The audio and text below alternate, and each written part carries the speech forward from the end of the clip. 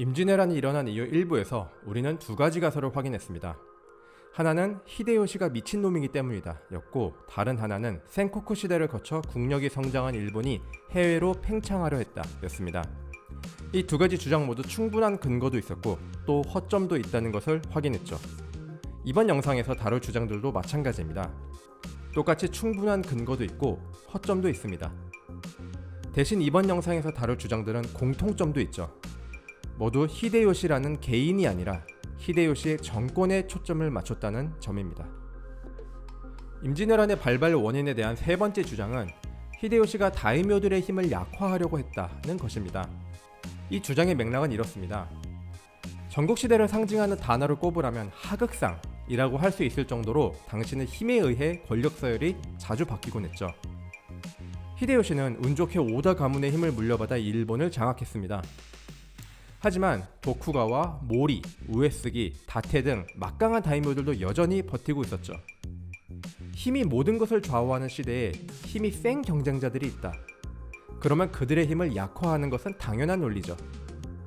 실제로 임진왜란을 전후해 히데요시는 도수령과 검지 등을 실시했는데 이는 다이묘들의 세력 기반을 약화하는 조치라고 평가합니다. 여기에 더해 다이묘들을 해외 원정에 투입해 조선에서 힘을 소모하게 한 뒤 히데요시와 경쟁자들의 격차를 더욱 벌린다, 이런 맥락을 가지고 있죠. 굉장히 그럴듯한 주장이지만 눈치가 빠른 분들은 벌써 고개를 갸우뚱할 것입니다. 임진왜란에서 손해를 가장 많이 본 다이묘들이 바로 히데요시의 최측근 다이묘들이기 때문입니다. 히데요시는 조선 원정군을 1진부터 9진까지 편성했습니다. 그중 선발대 격인 1에서 3진 대장은 차례대로 고니시 유키나가, 카토 키요마사, 구로다 나가마사였습니다. 고니시 유키나가는 히데요시가 해상 운송을 전담시켰을 정도로 신뢰하고 있었습니다. 카토 키요마사는 어렸을 때부터 히데요시를 모시면서 히데요시의 칠본창이라 불렸습니다. 쿠로다 나가마사의 아버지 쿠로다 요시타카는 히데요시의 제갈량으로 불리며 대를 이어 충성을 다하고 있었습니다. 즉 고니시, 카토, 쿠로다는 흔히 말하는 히데요시의 수족이었습니다. 임진왜란으로 경쟁자들의 힘을 약화하기는커녕 자기 손발의 힘이 가장 약해졌네요. 그리고 정작 경쟁자인 유력 다이묘들은 임진왜란을 관망했습니다. 가장 유력했던 도쿠가와 이에야스는 아예 참전하지 않았습니다. 일본 추코쿠 지역의 모리 가문에서도 코바야카와 타카카게, 키카와 히로이에, 모리 모토야스 등이 참전하기는 했지만 벽제건 전투, 행주 대첩 등을 제외하면 주요 전투에 참전하지 않았습니다. 우에스기 가문의 우에스기 카게카츠와 도관령이라는 별명을 가진 다테 마사문에도 잠시 참전했다가 곧 돌아오죠. 정리하자면 임진왜란 시기 히데요시의 최측근들은 제1선에서 힘을 소진하고 있었고 히데요시의 잠재적 경쟁자들은 관망하며 힘을 보존하고 있었네요. 그러므로 히데요시가 다이묘들의 힘을 약화하려고 했다는 주장도 설득력이 상당히 떨어진다고 볼 수 있습니다. 하지만 바로 이 지점에서 자연스럽게 다른 의문을 제기해 볼 수 있습니다. 히데요시는 왜 최측근 다이묘들을 조선에 투입했지? 라는 의문입니다. 그리고 이 의문은 임진왜란의 발발 원인에 대한 네 번째 가설로 이어집니다. 임진왜란의 발발 원인에 대한 네 번째 주장은 다이묘들의 불만을 잠재우기 위해 나눠줄 땅이 필요했다는 것입니다. 이 주장은 히데요시가 미친놈이다 만큼이나 대중적으로 널리 알려져 있습니다. 이 주장이 흥미로운 점은 대충 생각해도 말이 되고 디테일하게 생각하면 더 말이 된다는 점에 있습니다. 먼저 대충 생각해볼까요? 센고쿠 시대의 주역이었던 다이묘나 사무라이는 전쟁으로 땅을 넓히기 위해 노력하는 집단이었습니다. 그런데 히데요시가 일본을 통일하고 보니 더 이상 일본에는 빼앗을 땅도 나눠줄 땅도 남아있지 않네요. 그러면 이제 방법은 하나네요. 남의 나라 땅을 빼앗아서 나눠준다. 마침 옆에는 무보다 문을 중시하는 조선이라는 나라가 있었습니다. 그래서 히데요시는 조선을 침략했습니다. 그리고 조선에서 빼앗은 땅을 다이묘들에게 분배하고 그들의 욕심에 부응하고자 했죠. 대충 들어보니 논리가 그럴싸하죠. 참고로 이 논리는 KBS에서 제작한 임진왜란 1호9위 중 히데요시의 대사에 잘 드러납니다. 나는 그 욕심을 움직일 것이다. 디테일을 보면 이 논리가 더 탄탄해집니다. 히데요시는 1587년에 큐슈를 정벌하고 많은 영토를 획득했습니다.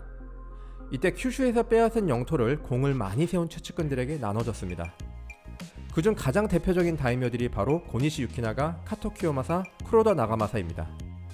그리고 이들은 바로 조선 원정에서 1진, 2진, 3진을 담당한 다이묘들입니다. 열심히 싸워서 땅을 빼앗자.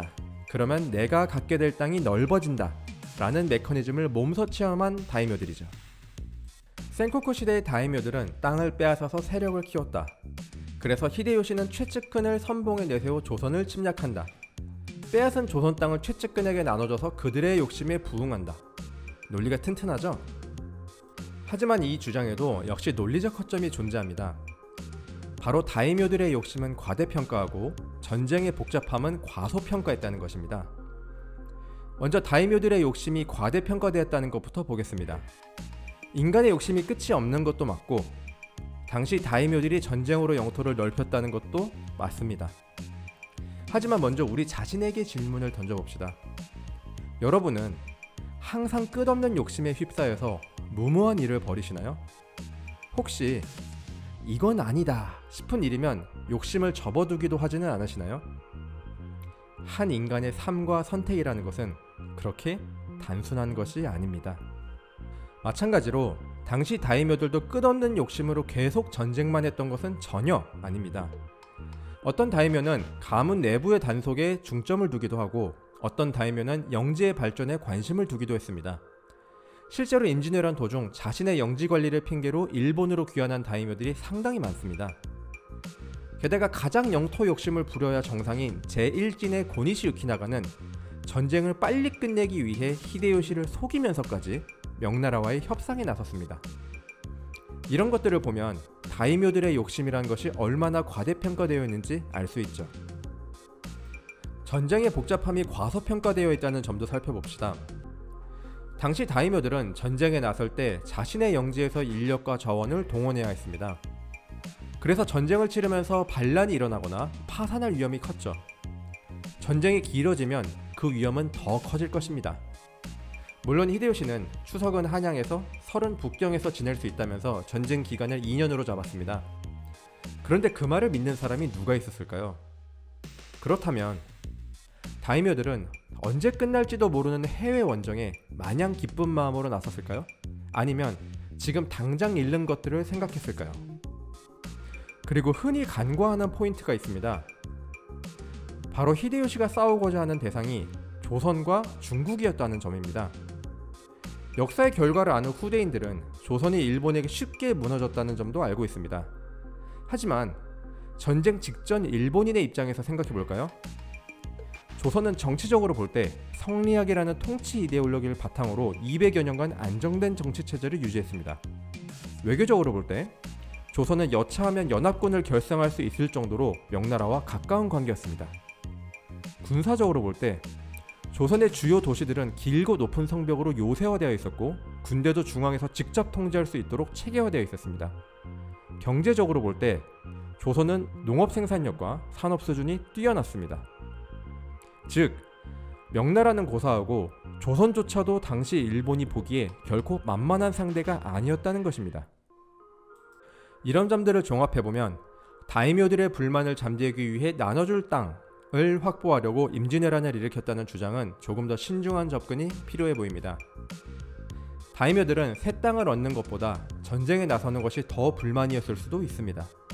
그리고 나눠줄 땅을 확보하기 위해 전쟁을 일으키기에 전쟁은 너무 복잡한 일이었죠. 그렇다면 도대체 임진왜란은 왜 일어난 것일까요? 마지막 3편 영상에서 우리의 시야를 당시 동아시아 세계로 확장해 한번 살펴볼 것입니다. 번외로 제 개인적인 의견도 한번 제시해 보겠습니다.